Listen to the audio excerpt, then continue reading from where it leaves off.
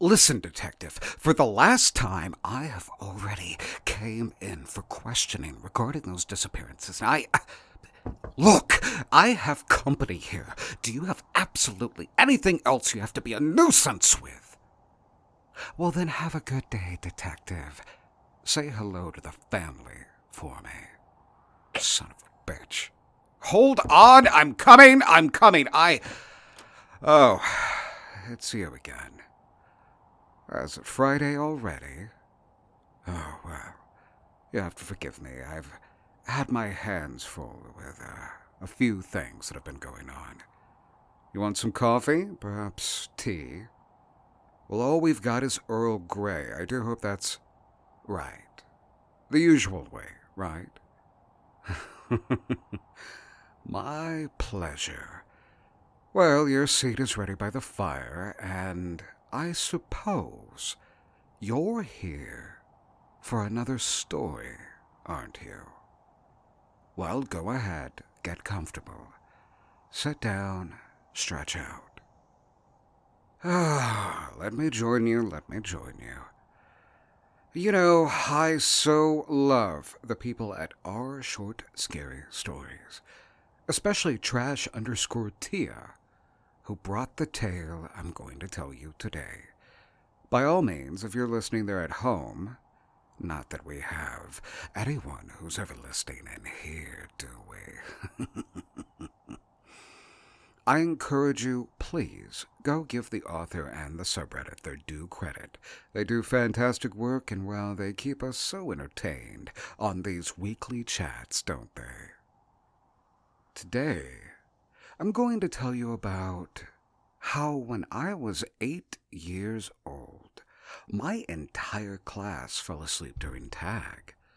I was the only one that stayed awake. I refused to be it.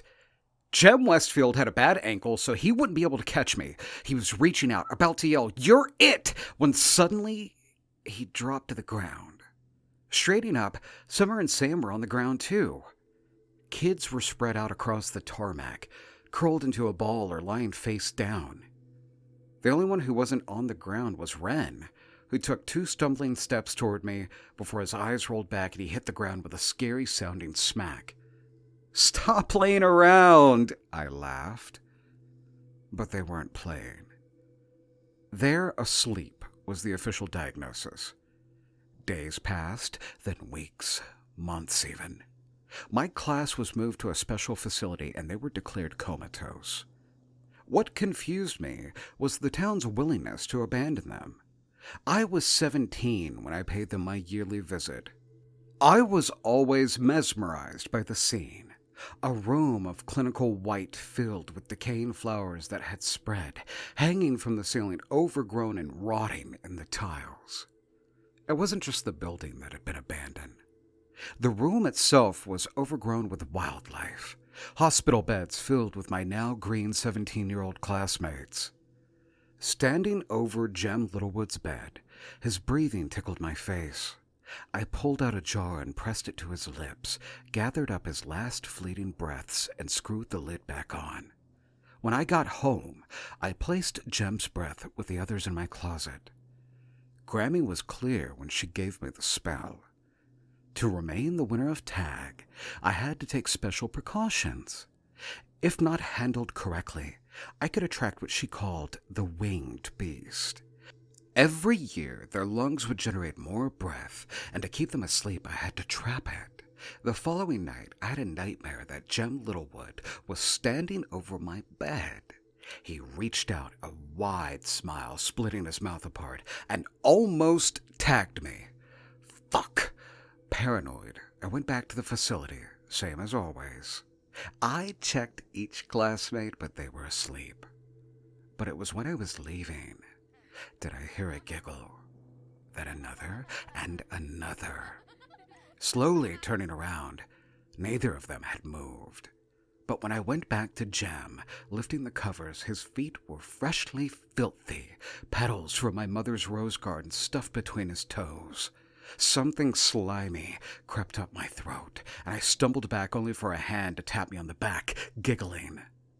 "Jem, His face transformed, both grotesque and beautiful. He tagged me, and the room erupted into horrifying sing-song laughter. I was choking suddenly, something entangled around my throat. I reached into my mouth, panicking, pulling out bloodied roots from my lips. I couldn't breathe. Dropping to the ground, I choked up bloody petals. I could feel them, sense them, flowers entwined around my bones, poisoning my blood. Jem's grin grew wider. You're it! Well, now. Isn't it funny how the sins we commit in childhood always manage to find us out? What a wonderful tale, yet again told by Trash_Tia. Thank you for your work, darling. It was sensational. Oh, I suppose you'll be off then. Right. Well, listen, I do have one errand I need you to run. Do you see this package? Yes. Could you take it to this address? Oh, no. Don't mind the fact that it's dripping. I promise you, it's nothing. It's nothing. Just be sure to take it to the sheriff's house. But what? Oh, well, I wanted to make sure he knew I was thinking about him. All right, be off you. I'll see you next week. Same place, same time as always.